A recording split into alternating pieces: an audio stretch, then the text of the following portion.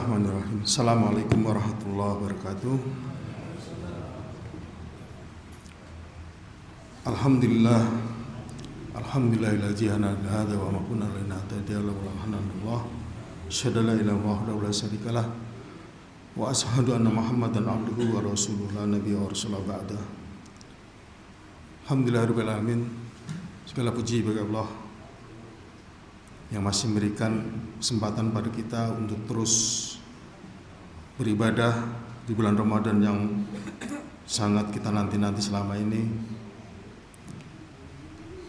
Tinggal beberapa hari lagi, 12 hari atau 11 hari lagi, maka jangan disia-siakan kesempatan terakhir ini, sebab ada seorang ulama, Syekh Al-Jauzi, mengatakan bahwa dalam sebuah atsarnya, ketika orang yang sudah berada di kuburan ditanya, kalau kamu mau berangan-angan, kira-kira angan-angan apakah? Maka dijawab oleh penghuni kubur, aku ingin hidup lagi walaupun cuma 1 hari di bulan Ramadan. Kita masih diberi kesempatan ini. Oleh karena itu jangan sia-siakan. Mari kita pacu, kita gas ibadah kita, sehingga nanti kita akan mendapatkan di akhir bulan Ramadan hasil yang maksimal. Salawat dan salam tak lupa kita sampaikan pada junjungan kita Nabi besar Muhammad SAW, pada keluarganya, para sahabat, para tabi'in dan orang tabi'in menjalankan sunnahnya. Masyaallah muslimin jamaah salat tarawih dan isya rahimakumullah. Agama kita ini agama yang suci. Suci itu berarti menyehatkan, karena lebih bagus, lebih bersih, sehingga dalam 3 aspek kehidupan kita, yaitu aspek biologis, aspek psikologis, dan aspek sosial, ternyata agama kita ini mengajarkan hal yang sangat baik sekali. Dalam beribadah sholat, kita tahu kita harus bersih, kita harus bersuci. Orang-orang yang ibu-ibu yang sedang haid dilarang masuk dalam masjid karena ibu-ibunya tidak suci, tidak bersih. Bahkan kita diajarkan bagaimana caranya agar bersih ketika kita buang air besar. Caranya jangan duduk, jangan buang air di toilet yang duduk, seharusnya jongkok. Tapi perumahan kita rata-rata sekarang ini toiletnya toilet duduk semua, termasuk rumah saya. Itu nggak sehat sebetulnya, karena tidak ada tekanan di dalam perut kita ini, sehingga tidak maksimal. Demikian juga ketika buang air kecil, banyak toilet kita yang bentuknya berdiri, padahal itu tidak bisa maksimal, kadang-kadang masih ada sisa. Tapi kalau kita duduk jongkok, insya Allah akan maksimal. Jamaah rahmatullah, dalam soal psikologis, kita mengenal tazkiyatun nafs, mensucikan jiwa. Banyak kitab-kitab yang bisa kita baca. Kitab Imam Nawawi, kitab Ahmad Farid, dan lain-lain. Termasuk besok malam Selasa yang puasanya duluan, atau malam Rebo yang puasanya setelah yang mulai hari Kamis, kita masuk dalam 10 hari terakhir. Kita bisa iktikaf. Masjid An-Nur ini mengadakan iktikaf. Mari kita tazkiyatun nafs, mensucikan diri kita. Kita coba merenung perjalanan hidup kita selama 1 tahun ini. Apakah diisi dengan hal-hal yang buruk atau yang banyak yang lebih baik? Demikian juga ada salah satu ibadah sunnah yang kadang sulit. Saya menyebutnya sholat sulit.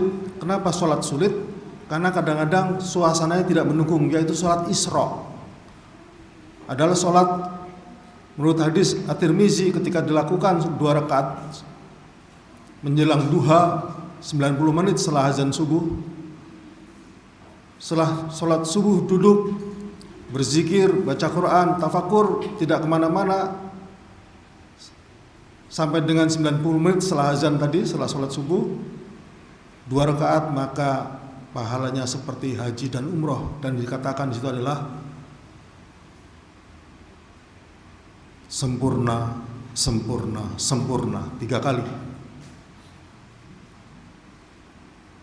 Yang sudah haji, yang sudah umroh belum tentu sempurna. Ada saja halangannya ketika di Makkah.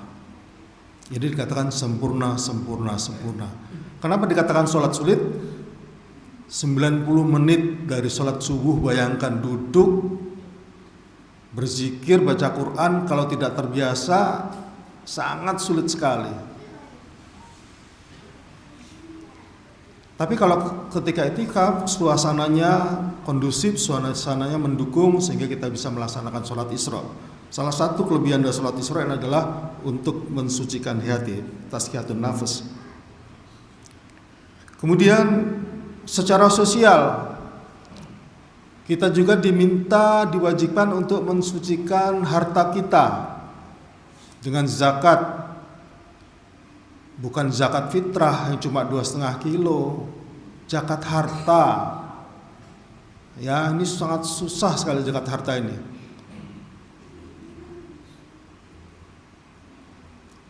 Basnas itu katanya targetnya 327 triliun, yang terrealisasi cuma 55 triliun. Ya, mungkin saja karena ada yang tidak percaya dengan lembaga tersebut, atau mungkin saja dia menyalurkannya sendiri.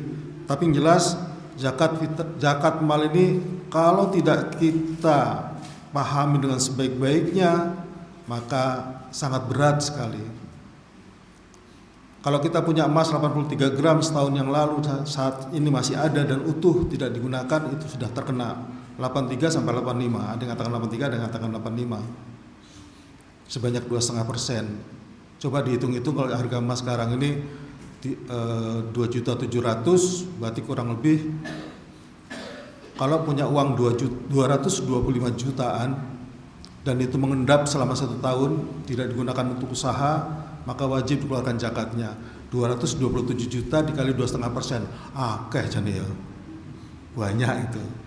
Eman-eman banyak seperti itu, eman-eman, termasuk saya juga kadang-kadang gitu, eman-eman, tapi orang duwe ya. Maneman. Monggo silahkan. Ya, silahkan.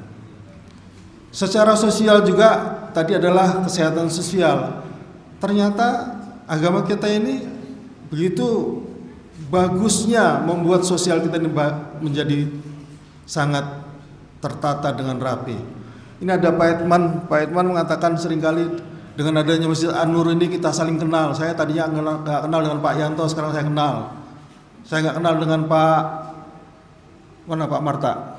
Nah, Pak Marta, Pak Sudirman nggak kenal. Akhirnya saya kenal. Padahal rumah saya kan agak jauh di sana, perumahannya jauh. Kalau nggak ada masjid ini nggak kenal kita, Pak ya.